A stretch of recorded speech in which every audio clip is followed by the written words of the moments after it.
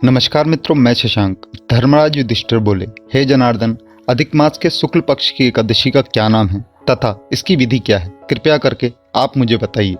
श्री भगवान बोले, हे राजन, अधिक मास में शुक्ल पक्ष में जो एकादशी आती है वह पद्मनी कमला एकादशी कहलाती है। वैसे तो प्रत्येक वर्ष 24 एकादशियां होती हैं। जब अधिक मास या मलमास आता है तब इसकी संख्या बढ़कर 26 हो जाती है। अधिक मास या मलमास को जोड़कर वर्ष में 26 एकादशियां होती हैं। अधिक मास में 2 एकादशियां होती हैं जो पद्मनी एकादशी शुक्ल पक्ष और परमा एकादशी कृष्ण पक्ष के नाम से जानी जाती है। ऐसा श्री कृष्ण ने अर्जुन से कहा। भगवान श्री कृष्ण ने अर्जुन को इस व्रत की कथा बताई। भगवान श्री कृष्ण बोले, मलमास में अनेकों पुण्य को देने वाली एकादशी का नाम पद्मनी है।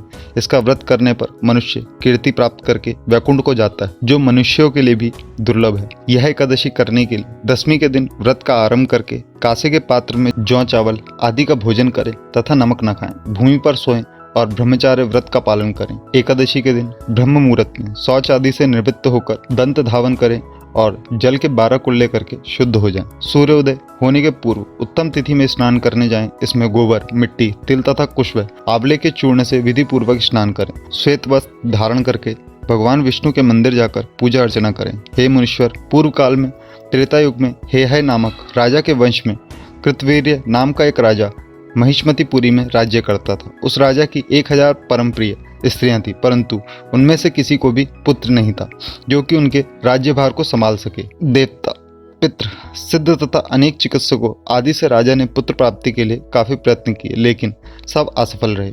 तब राजा ने तपस्या करने का निश्चय किया। महाराजा के साथ उनकी परम प्रिय रानी, जो इक्ष्वाकु वंश में उत्पन्न हुए राजा हरिश्चंद्र की पद्मनी नाम वाली कन्या थी, राजा के साथ वन में जाने को तैयार हो गई। दोनों अपने मंत्रियों को राजभार सौंपकर राजसी वेश त्याग कर गंधमादन पर्वत पर तपस्या करने चले गए। राजा ने उस पर्वत पर 10,000 वर्ष तक तपस्या की, परंतु फिर भी पुत्र प्राप्ति नहीं हुई। तब पतिव्रता रानी कमल नयनी पद्मनी से अनुसुईया ने कहा, 12 मास से अधिक महत्वपूर्ण मलमास होता है जो 32 मास पश्चात आता है। उसमें द्वादशी युक्त पद्मनी शुक्ल पक्ष की एकादशी का जागरण समेत व्रत करने से तुम्हारी सारी मनोकामनाएं पूर्ण होंगी।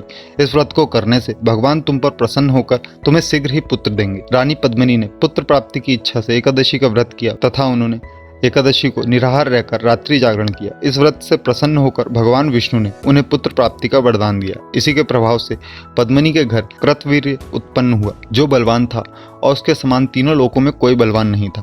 तीनों लोकों में भगवान के सिवा उसको जीतने का सामर्थ्य किसी में नहीं था। सो हे नारद, जिन मनुष्य ने मलमास शुक्ल पक्ष एकादशी का व्रत किया है और जो संपूर्ण कथा पढ़ते या सुनते हैं, वो भी यश के भागी होकर विष्णु लोक को प्राप्त होते हैं।